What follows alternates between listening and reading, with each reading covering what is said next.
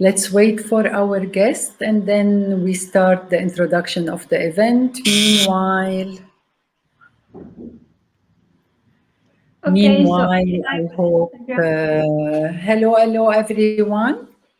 We are waiting for our guest. I hope you are all well. We're looking forward to this exciting evening. We are live on Facebook and Instagram. I'd like to ask you please to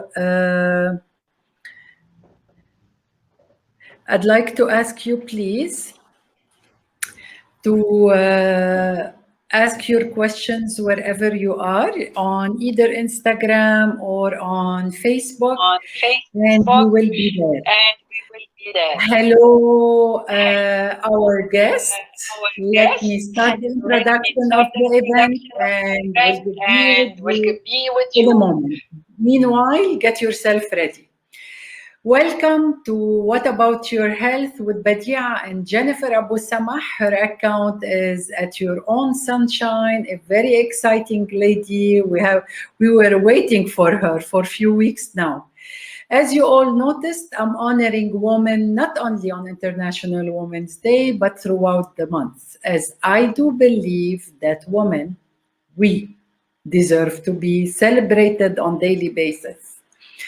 Welcome to our show. As you all know, the United Nations announces the theme for International Women's Day differently every year for March 8, 2021.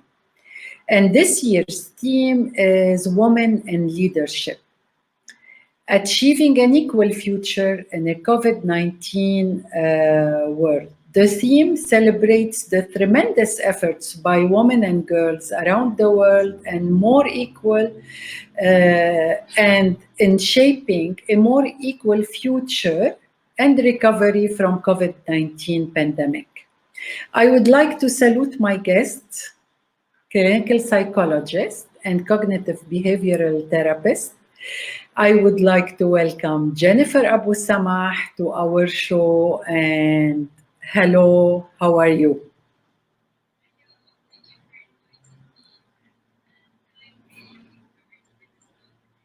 Yes, it's well overdue and needed. Jennifer, how about if we start by introducing Jennifer Abou Samah, the woman?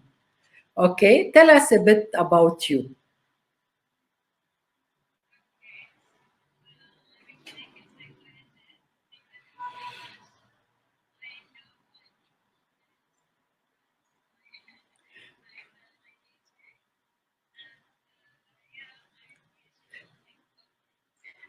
You graduated from Lebanon?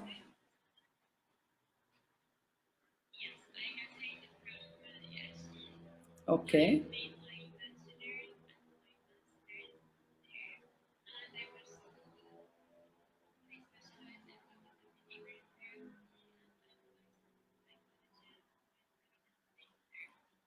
What was the theme of your thesis, may I ask?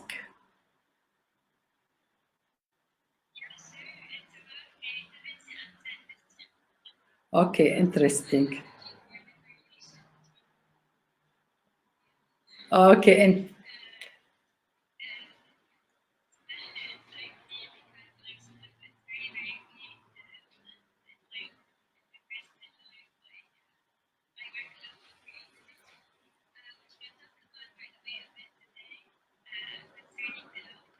yes, yes. We're gonna get to that when we get there. But let me ask you my second question. As you heard me saying, the theme of the United Nations for International Women's Day is Women in Leadership, Achieving an Equal Future in a COVID-19 world. I would like to know, what was your role during COVID-19? Did you feel you had additional responsibilities, and were you able to contribute to help in a way or another during the pandemic?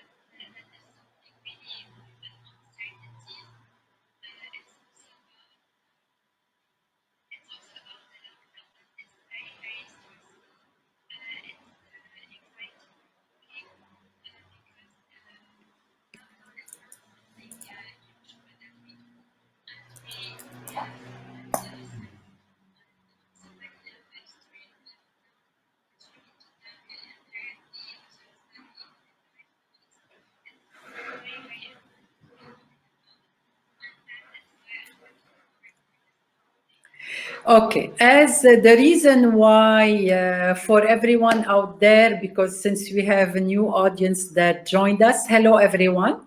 I would like to reintroduce our guest, Jennifer Abou Samah, a clinical children's psychologist and cognitive behavior specialist. The reason why I contacted Jennifer is for the following. We are in a lockdown and people were requesting to know more about children.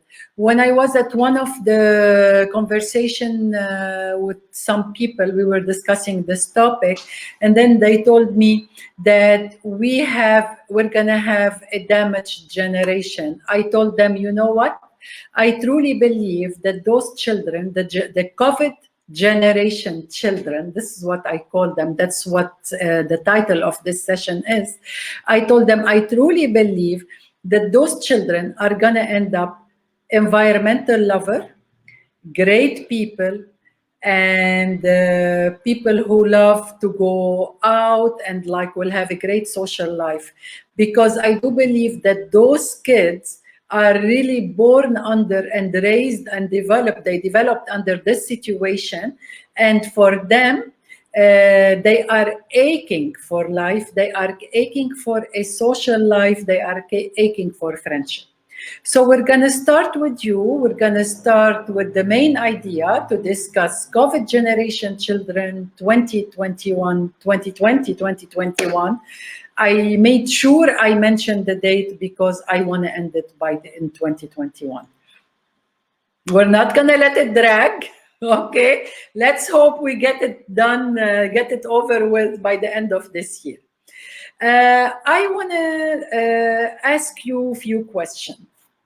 The effect, you want me to go through the questions and then we start splitting them? Or you want me to go one by one? Okay. One by one is good. We're going to discuss COVID generation children. What is the effect of lockdown on children?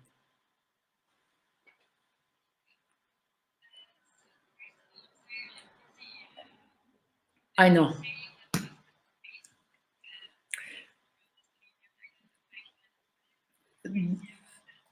Okay, let's hope so. Okay.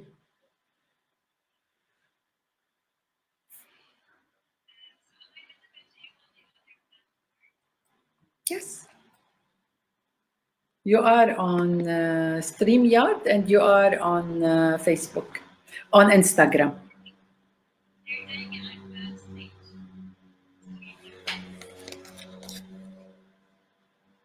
Hold on. Okay, here we go. We're back. Okay. We're back. Yeah. We're back. Yeah. Okay, so I'm sorry, you were asking me? Okay. What is the effect of children? What is the effect of lockdown on children? Okay. So lockdown has many effects on children, but before I'd like to talk about the effect of COVID-19, the presence of a virus on children, because I make a difference between COVID-19 as a virus by itself and the lockdown by itself, because each of these have its own consequences on us and certainly on children. Okay, so about COVID-19, like I said, it's an invisible virus, and that is the whole pandemic about. Because we can't see it, we don't know what we're protecting ourselves from, and because of that, we really need to take precautions measures that are sometimes very strict, and that can be very overwhelming when we don't when this is the uncertainty that is accompanying us in every situation. And sometimes, like, we make the mistake, let's say, to say that these are the people that we love, they mustn't have any COVID-19 on them, and that could be like a mistake, because even if we have affection towards people and a great bond, it does not mean that these people cannot be affected by the virus. And thus, when we realize that this is true, there is another point of view. We become anxious about about their own health, about our own health, about the health of our grandparents. So so these are the topics at stake when it comes to COVID-19. So it's the fear of yes, of being affected by the virus, and the fear of someone getting affected by the virus. You said a very important word that attracted me, invisible virus. And this is something that probably us, like, we feel it, and it's more difficult for children when you are dealing with something invisible and you want to tell them cautious. You want to have a red flag on something invisible. How difficult it is for children to accept this. Okay. I promise you, I'm going to take you away from the questions we posted. I knew that. It feels great. I love interaction. Okay, so in fact, it's more easy to the children when it's more easy with us as parents. So whenever we are on good terms with having COVID-19 pandemic in our daily life, affecting our daily life, when we understand how this affects it, then we can translate this to our children. Then we can transmit the message as clearly as it can be. But when we are very anxious, when the COVID-19 pandemic is something that we do not accept, then it's very hard for us to explain it to children. So it's about the parents mostly, because children will really believe everything we tell them. So if we tell them there is a virus that is invisible, that is you cannot see it, but it's there, and you need to take the necessary precautions, they will, because they will imitate us as parents. Yes. Okay, hello Anthony, nice meeting you. Hello everyone. I guess you're all waiting for tonight's session, and here we are. So we have kids in our lives that won't take our word for things. And this is really those are the kids that challenge us. You know? It's not like let's go to sleep means let's go to sleep. Okay? Some of them, they need to be convinced why they need to go to sleep. And this is it. So how can we deal with those kids? We need to actually put time to explain to them. Because it's very easy when children are really small in their age, and they can believe everything. But whenever they grow up, they need more explanations. They ask more questions, and we need to take the time to explain every question that they have in an age-appropriate way. So this is very important, whether it's about COVID-19 or about any other topic. Communication with our children is a necessity, the most necessary thing that we can do.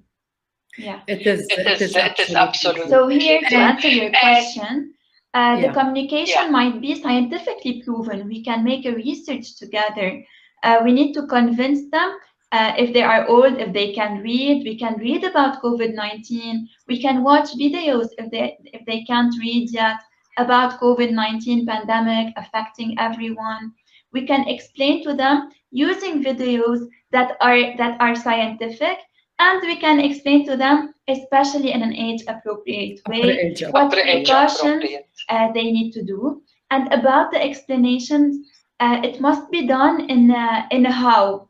Answering the how question, not answering the why question, because very often this year we don't have answers about the why question. We don't know why things are happening. We don't know what started the pandemic in the first place. So instead of going into things that might provoke fear to us as parents, we need to be able to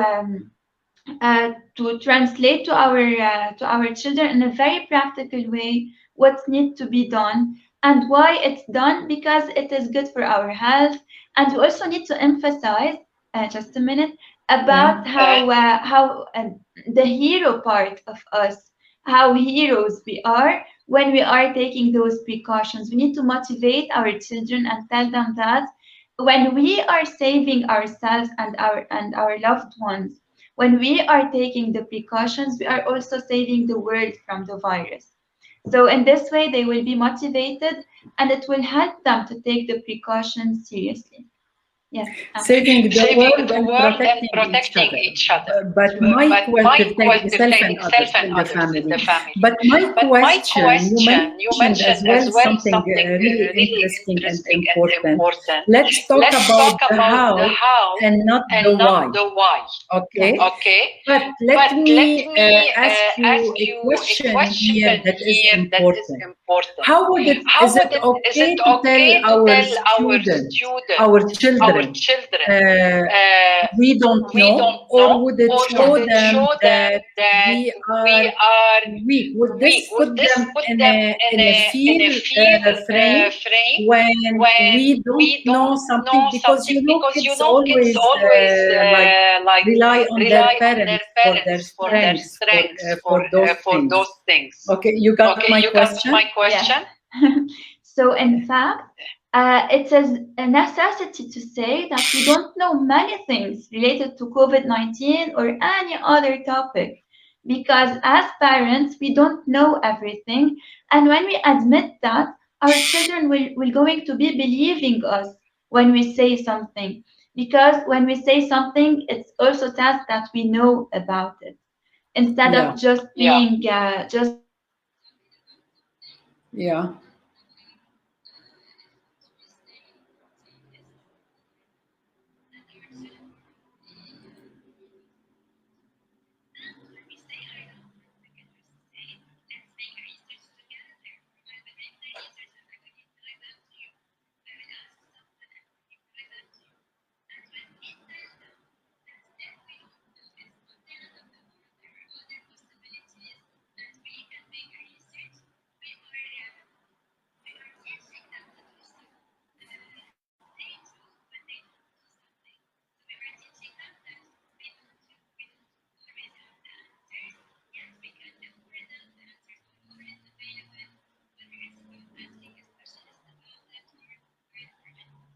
Okay, excellent point, because this is so important.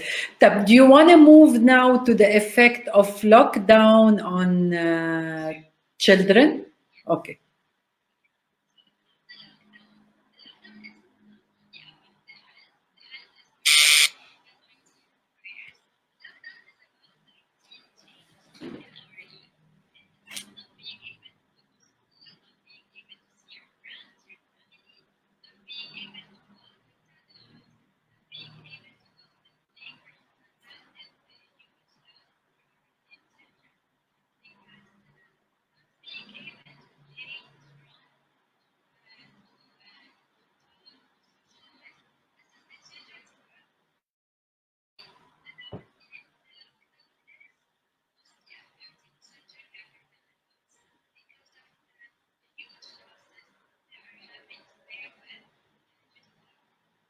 Exactly, those are the three dimensions of our interview.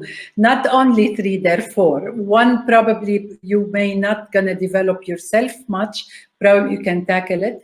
The effect of the lockdown on children: vision, social growth, emotional growth, and physical growth, because those are important and they're all now affected by the confinement, by the lockdown.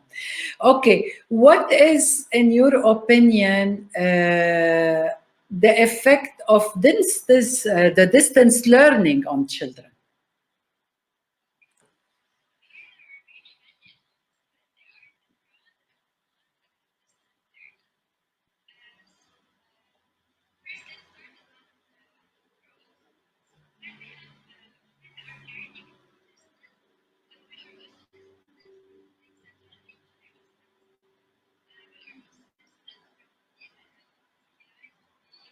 No, exactly.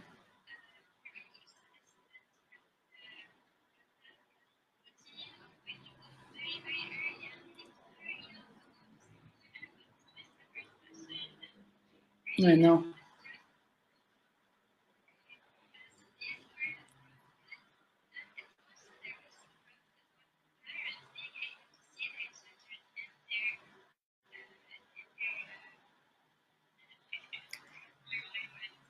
It's okay.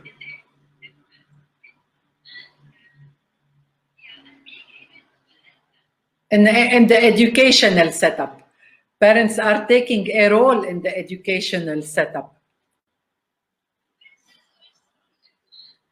Exactly.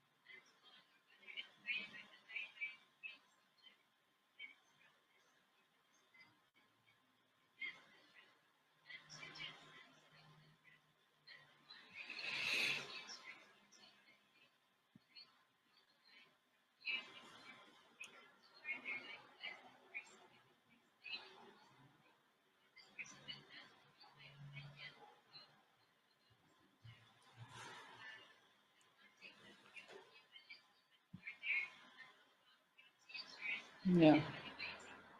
Yeah. Let me tell you, a few years back when I was at school and when the technology hit the world and we turned the book into an e-book and we turned the copybook into a laptop, I was truly frustrated and I thought, oh my God, what's happening? Those kids are going to end up not knowing how to handwrite. And then came the discussion of what's wrong with typing.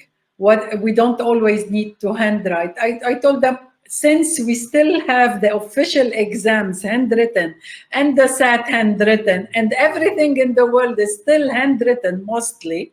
Anyways, they you know how things were and they swapped totally. Kids adjusted way faster than the instructors. I recall so well that they were grasping the concept of technology and moving forward with it.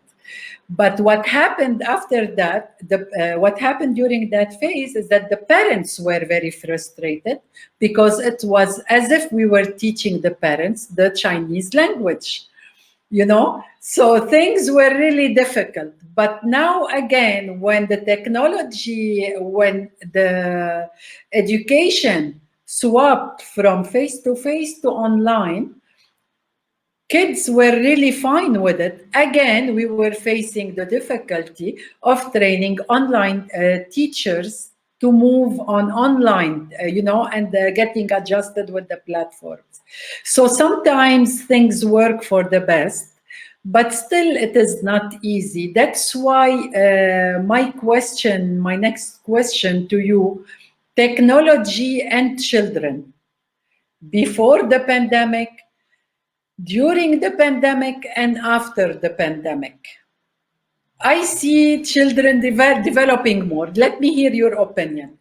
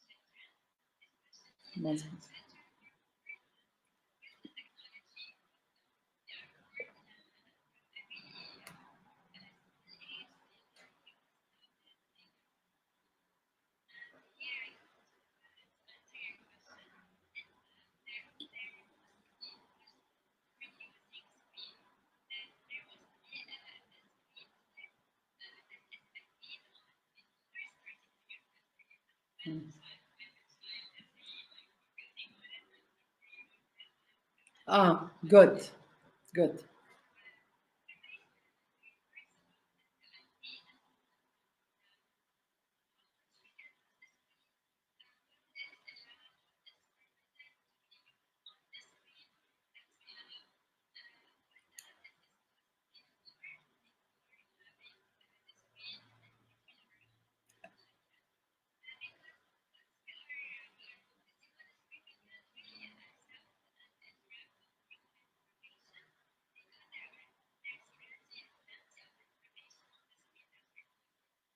Excellent.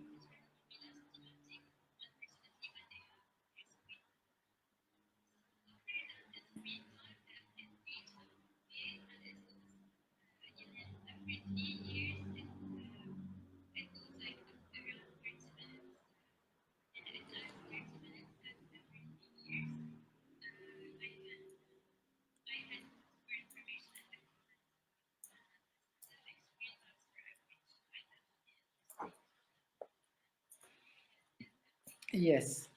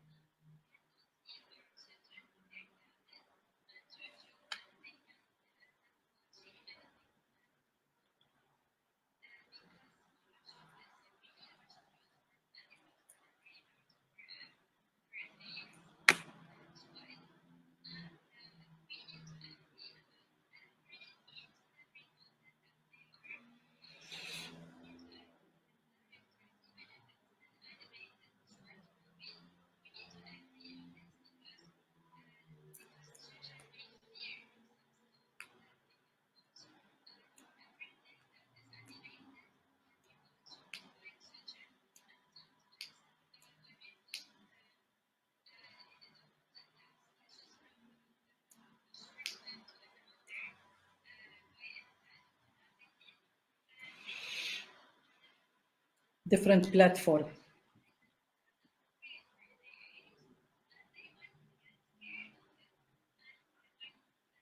Exactly.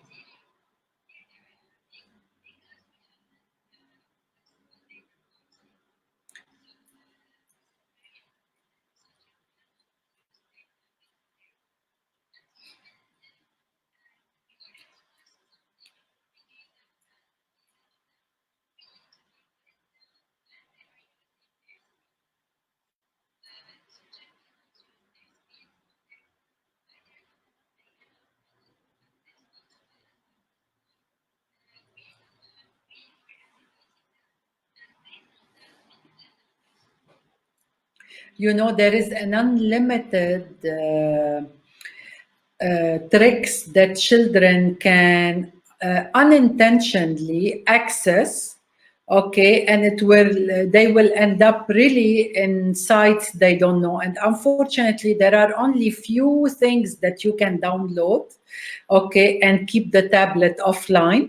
Other than that, no, you have to still hold on. There is someone telling us that we have no sound. Okay, is it better by now? I had muted the microphone on Okay. Okay. Okay. Okay. Probably now Probably it's now better. it's better. Okay. Okay. Sorry. Okay. Okay. Krishna, is it Krishna, is better it now? better Can you now? hear Can us? you hear us? Okay. Okay. We're fine. We're fine. The sound is The sound great. is great. Okay, Sorry, thank you. it's my Okay. Okay. Jennifer, I was I was saying, like I saying, read like I read a few weeks back, I I watched watched a a video commenting on commenting Dr. on Dr. Seuss books. Seuss books. Okay, Okay, it's put it's put now now under like like questions about different paragraphs in the book. and there is always, I don't know I if don't you know heard, if you like heard, a like year a year back we had the the music that that is getting children addicted to to different things where like where it's like it's becoming becoming like a like drug. a drug. So So that's why I that's why agree I with you agree with you 100% 100% that that children should children not should be not behind be the behind tablet the tablet unattended. unattended. But this is But as this is well as well one of the one things of the that things becomes that more and becomes more more and difficult more to difficult parents, to parents, specifically specifically when many many games games become become addictive to addictive to children children and and they they want to watch it, watch it, they play, want to play, or like or similar like to the similar to game the that they game banned that in they banned Lebanon in Lebanon last year. last year. Let's not Let's mention not its name mention because its we'll name be because we'll be promoting it. promoting it. Okay. Okay. You see, You so see, those so are those the are things the things that are that are happening in the happening world, in the and world, many and kids many were there kids were there as much as adults, impersonated in characters and different names. So really, I I agree with you agree with you 100%, 100%. but this But is this as is well as the well the problems of problems of technology. technology. As much as it has been beneficial for us now during this worst pandemic, but as well we have to be more and more cautious because parents are are getting getting tired as well at the end of the day from the 24-hour attendance. True. Okay. Let's move a bit to any ideas how this is affecting children's vision. Okay. Can we? So I'm not an ophthalmologist. Vision and neck pain.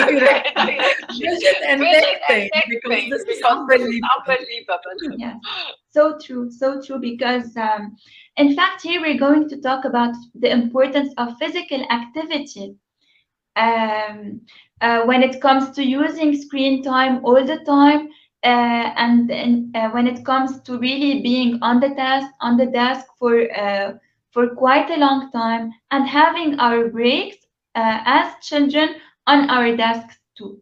So children need to move. They need to do some stretching in the morning and at night before bed. They need to adapt their physical activities on the space that they have in the house. So otherwise, they will surely have neck pain, back pain, and etc. Because we cannot, as humans, stay sitting on a chair all the time. We cannot stay focusing at one thing all day long. We need to move, and physical activity promotes mental health well-being. So it is a necessity for our body as well as for our mental health. This is one topic you jump to. Yes, we're gonna get back. You kindly answer the question, but no, he's asking about the adequate time limit for children to watch kids channels. We're gonna come back to answering all the questions before we leave. But let me go back to your point. You took me from to the last part about the tips for what to do to encourage physical activities. One thing I was doing here with the children from my neighbor's house. They were coming down here. We used to meet underneath the building, and we used to do air swimming. And that was really fun for them. It was Yeah. really active. And I taught them how to crawl and how to do the breath. and then we sat and we were doing and I told my neighbor that day, I told her, please change the setup of your house. You are not in a time now to invite people, turn the salon into a play area, turn the dining room, table tennis, let the kids run. They need to do that. Anyways, we're gonna get back to you. Great tips. Because exactly, we're not using the living rooms to invite anyone in, so we need to use that space in a way that is accommodate with the pandemic that we're in. Sorry. I'm back. Sorry, I just got. It was less than 3 seconds.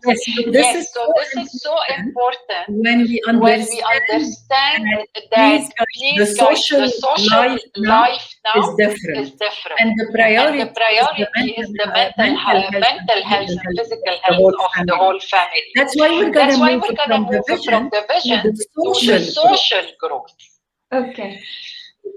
Okay, go ahead. So about the social growth, when we talk about it during the pandemic, it's not about like meeting new people, because we are rarely meeting new people these days. So concerning the growth of the people that we know, it won't really grow yet. What will grow is our bond with them, our bond with the people that are living with the same struggles that we are facing too. So really, the social growth is about that, and we hear the word growth isn't really like the appropriate word when we talk about a pandemic, when you talk about a lockdown that is really distancing us from meeting the ones that we love. Yet there is growth in that, because we are now protecting and showing love to people when we are distancing ourselves from them. So here the affection have changed. We can see the affection through the eyes even more, and words matter now even more than before. And like I said, distancing ourselves from the one that we love will show them how much we care about them and about their health and about their presence in our life. Yet I understand that this is very, very hard for us to do on a daily basis, especially that we might be living with elderlies who are more at risk during this pandemic, and who we need to protect. So it is something that is not very clear how we can do it. Shall we like go to the extreme of not being in close contact with people that we love, or shall we like avoid this from time to time? So yeah, it's not very clear. Yet we need to adapt. What's the word? We need to adapt according to our beliefs. If we haven't seen anyone from long time ago, so we can let ourselves enjoy family time, enjoy that time with the elderly that we love. But if we think that we might be at risk, then we need to take more precautions. So it's really like from case to case.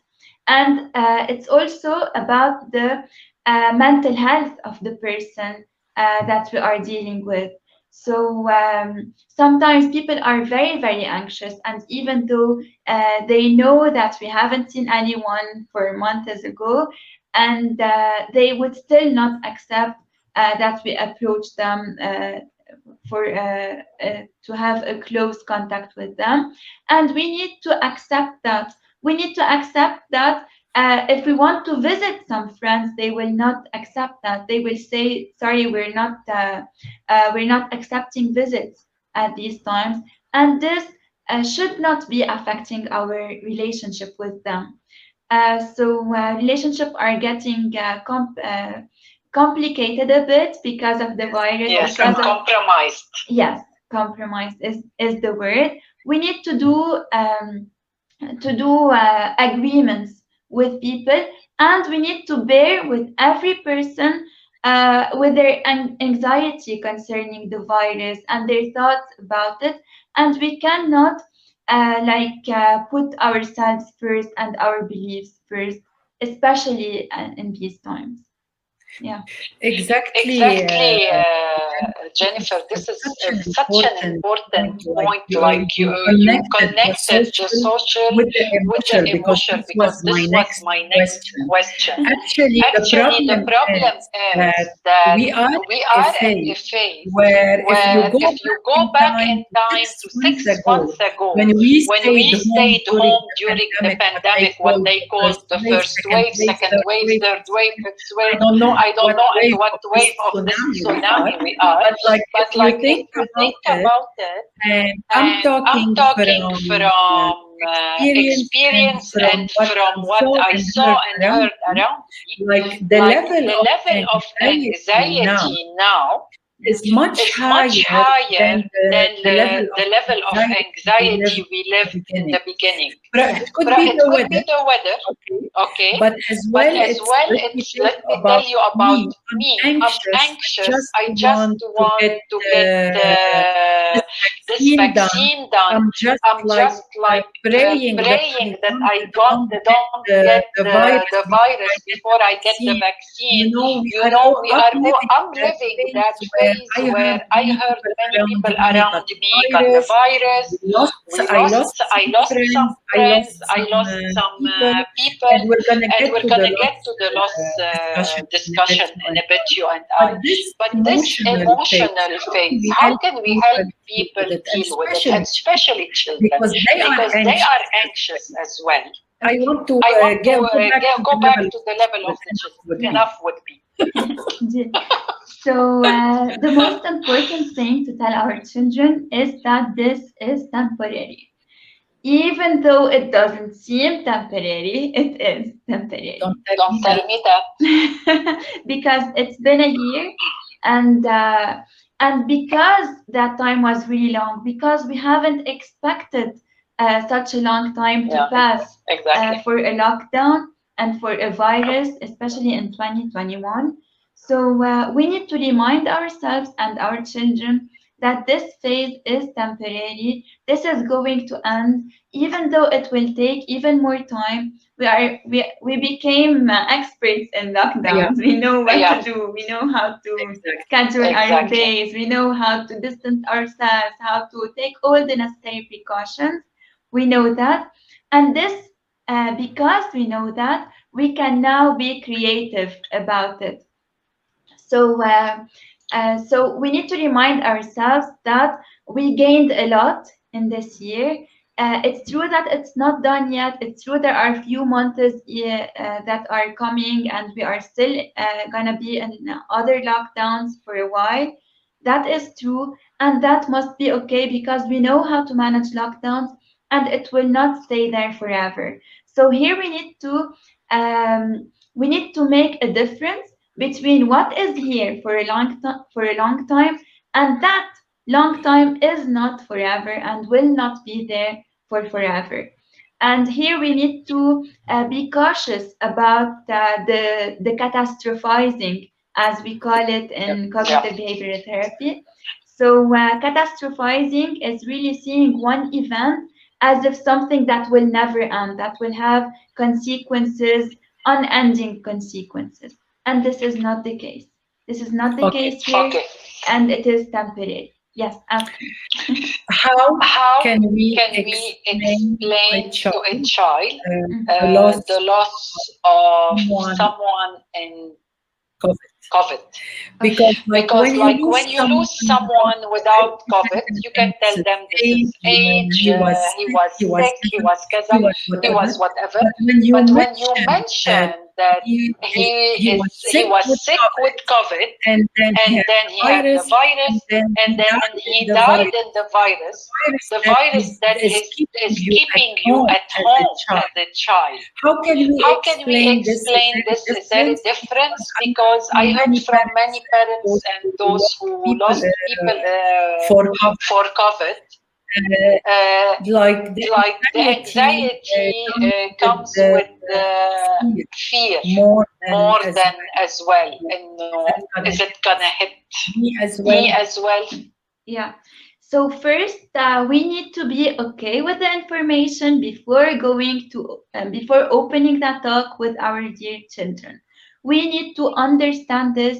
We need to take some time for ourselves to understand, to choose our words before, and to be okay with that emotionally before opening that topic with our children, because children will sense our emotions before our words. So this is highly important when we talk about that. Now, when someone has died, we need to say that they have died. We don't say that they are on an airplane, they passed away, they went somewhere else. We can't say that to children, because then they will be waiting for the person to come back, and they will not know what it is like to have an end, and what is having an end. So when we explain that, we need to say that everything that lives on the planet will one day also die. So there is a beginning and an end for everything, whether it's about the plants that we plant, how we see them grow, and we can here go to the balcony and explain to them the cycle of the plant and how it will grow again after winter, etc. And the same goes for human who are born one day and will have also an end when they will die another day. So we explain death as a cycle, life as a cycle. It has a beginning and an end, and it's not something that is weird or original. It's very, very usual. Everything that has a beginning also has an end. Okay, and it's also the same case with animals. About the COVID-19, so here we'll also explain about viruses, about sickness. What is a sickness? What can a sickness do? Are there different type of sicknesses, different type of viruses? Does every sickness that I get, if I catch a cold, will it lead me to death? So here I will explain about sickness and dying from sickness. And once I have talked about all of that, then I can say very clearly that our dear person who we've known from for long years unfortunately died, and they died because of a virus that is the same virus that is causing the pandemic, that is COVID-19. And here the information is clear, and we can also say that we are taking the necessary precautions, and we remind our children of the precautions. But we cannot say it boldly. We cannot start with the end of the conversation, because children will not be able to focus further. So we need to start with the most neutral information, the scientific information, and then go back to the personal event that has happened. Is it okay to cry to tell them that we're gonna miss him? We're gonna. He's not gonna be with us. Is it okay to show emotion in front of the child? Not to be dramatic and lean on their shoulder, but is it okay to show emotions? So we need to be showing emotions to children. Children learn emotions from us. Children learn that death is a sad thing because we are sad, and children also learn that something is happiness provoking because we become happy when we talk about it. So children learn emotions when they imitate our faces, when they see it on our faces first. Yet about crying, we need to tell them that it's okay for them to cry. It's okay if they are sad. This is a sad news. Yet we cannot really be dramatic, like you said. We can be sad because it is a sad event, and we will not be happy, and it is very normal to be sad when talking about this topic. Yet here, yani, there is a certain degree. We need to always be providing the sense of security for our children. They need to know that we can be sad for a moment and for days, but we're also managing this. And just in case you are one of the parents who couldn't but be dramatic when it comes to this event, so this tip is for you. It's not the end of the world. You can always talk about this later on. So you can tell your children that what happened, exactly what happened. I was telling you about a person that I really love so much who had died. And this is a very sad news for mommy. And it's okay to be sad when we talk about sad events. It is our emotions are in their right place. Yet it's okay to be sad, and it's not the end of the world. Mommy will also manage this situation later on. Things will get better. I will get better. But there is a certain moment in time in which I was sad, and you can do that too. So here I can explain to them what happened. I can explain how ordinary this is, and I can put things back to a continuous event. Yes, rather than having like things and signals that are not really understood. So yes, back in perspective. You know many whether we like it or not, many children are on social media pretending to be older, to be on social media, or else they will not allow them. And sadly, now the social media, specifically Facebook, not Instagram, is becoming a habit where, like, you know, you all day long you this person died, this person died, this person died, this person died, this person needs blood. So it's a bit dramatic for children. That's why it is important, really, to try and find a different world for the children. Try to, like parents have done a lot throughout until today. So it is time to move and do the extra step. And here we need your help.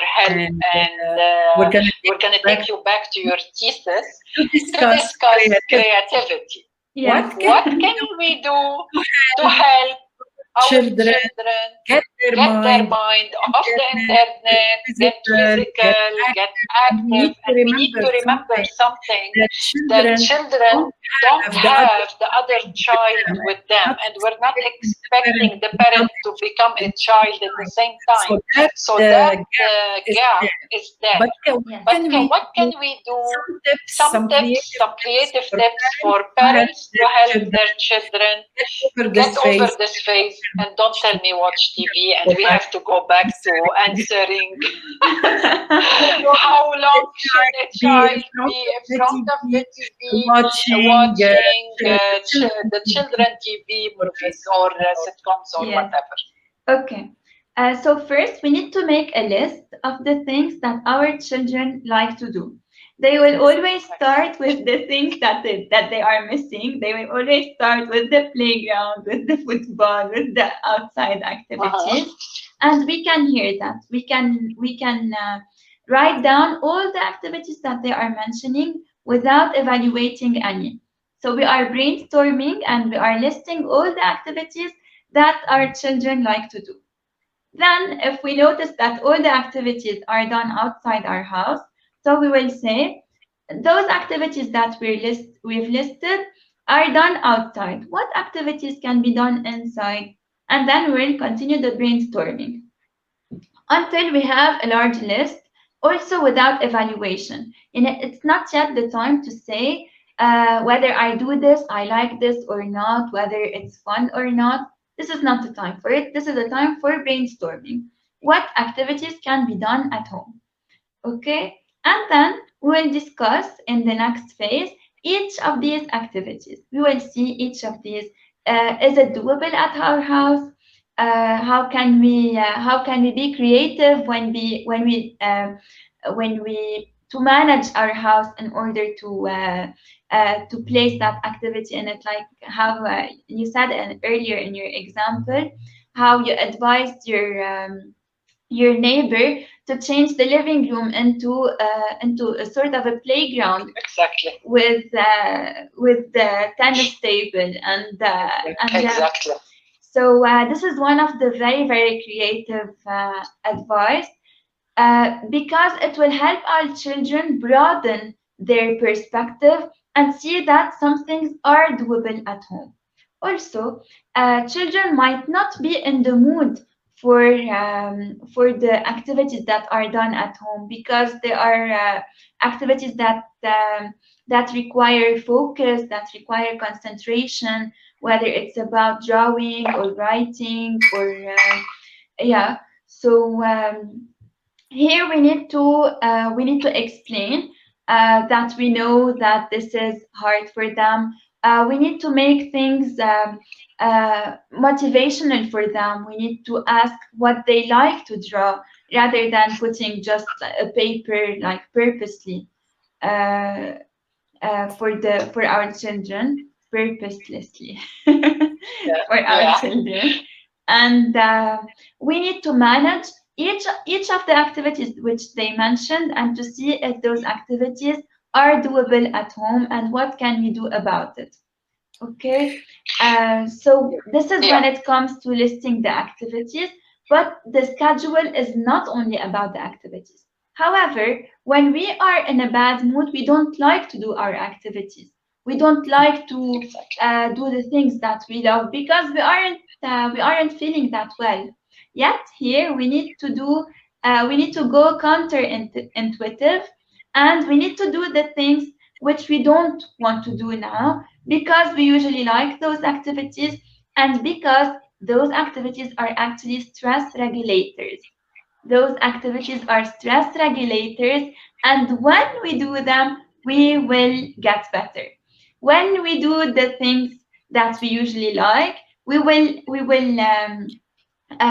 notice how likable they are. So we might start with a lot of motivation speaking in order to get our children to start the activity, but once they do, they will see its effects on them. There is also the physical activities which need to be done every day.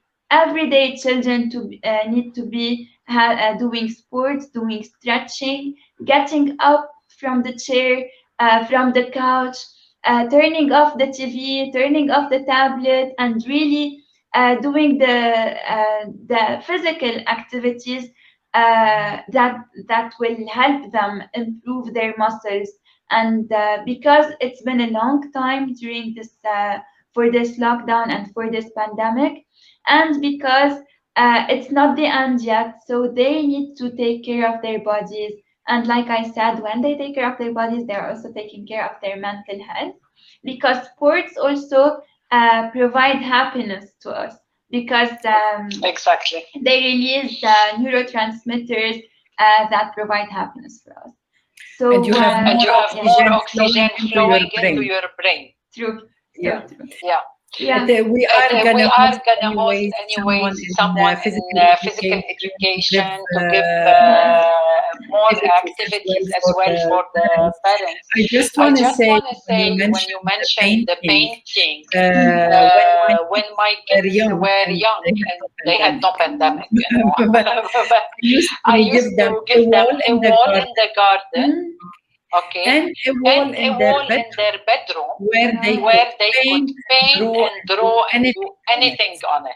Okay. And it broke my heart when I had to move from the house, leaving the wall. Usually you leave memories, but still for them it was so important to do those walls, because walls and graffiti, they took longer than a piece of paper you draw on. Okay, and it was really important to them. So just trying to give the parents some ideas. They can do cooking, and don't say boys don't like to cook. Just give them the ingredients, and sometimes when they know about measurement, like this is like the this is the creative part that will keep the kids off the sofa, as you said, and away from technology. Let them learn, let them sit, let them make dough, let them do so many things that will entertain them. And specifically, like if you ask them to prepare a meal or the healthy sandwiches as well, this is good for them. Okay. Okay. And it's not only about the work, the studies that we've mentioned. It's not only about the physical and the fun activities that we've mentioned. It's also about socializing during the pandemic. So here, socializing will be online, will be via the phone, via the video calls. Yet it is necessary for our children to talk to other children, to talk to their friends. We need to agree with their friends' parents when they can talk on the phone, because they need to see people from their age. They need to be socializing, because the biggest losses during this time were their playgrounds and their friends, and we need to do something about these things. Their childhood, basically. In other terms, this is childhood, because childhood represents the freedom of soul, where the child will grow. Like this bubble is really the outdoor, is gone for the children for now. So probably if they can have like phone cooking or phone drawing or phone soccer, or like if you can go up and down the stairs while taking the time, how long they can, how long it takes them to go, like how long does it take them to grow, to take one stairs or something, little things. That it is good for the child as well, I guess, to stay alone. We're not telling the parents to stay with your child 24/7. Child needs time to be bored for them to use their creativity as well. But give them that time to be bored, but not on the TV. This is what basically we are saying, that this time is needed for the child to develop the creativity. Okay, let's see if we have more questions here. Yeah, go ahead, I'm hearing you. This is a very, very important point that you've mentioned, that children need to get bored. We cannot have a schedule that is like per minute, and every minute is counted, and the child is really running from an activity to another one. This is draining for us and for our children. Exactly. Children need to have time in which they will develop their creativity and ask themselves, what can we do now? What is doable now? Exactly. And they need to come up with solutions. So this is a highly important time, the time of the boredom time for our children, because this is the time when they will be thinking outside the box, where they will be developing new games, and we need to help them always create that change in the games that they play. Yeah. Especially that now we're during pandemic, but very soon, we don't know how soon, but very soon it's gonna be behind us.